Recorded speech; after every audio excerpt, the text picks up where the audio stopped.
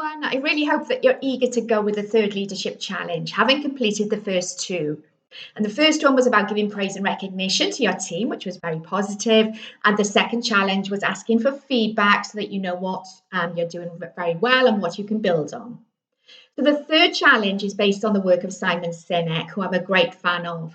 He talks about leaders as those people who have followers. And followers, of course, have a choice over choosing their leader. And the reason they choose a leader is based on the fact that they know what that leader's purpose is and what their vision is. And it's something that matters to them and it's something they want to be a part of. But of course, in the workplace, the reality is team members don't often have a choice over choosing their leader. But what if they did? Is that a question you've ever asked yourself? It's a question that I often ask managers during leadership programs. So stop and think about if their team did have a choice, how confident would they be that their team would choose them as their leader?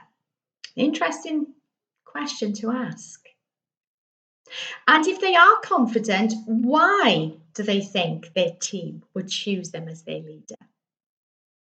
So, my question to you this week is how confident are you that your team would choose you as their leader and why? What's your purpose? What gets you up out of bed each day? And why should your team care? Is your purpose about you and your ambitions? Or is your purpose connected to your team and something that's also going to matter to your team as well as to yourself? So, the challenge this week is in two parts. The first one is to stop and think about what your purpose and what your vision is for you and your team and write it down. The second part of this task is connected to showing your team that your purpose is important to you and to your team.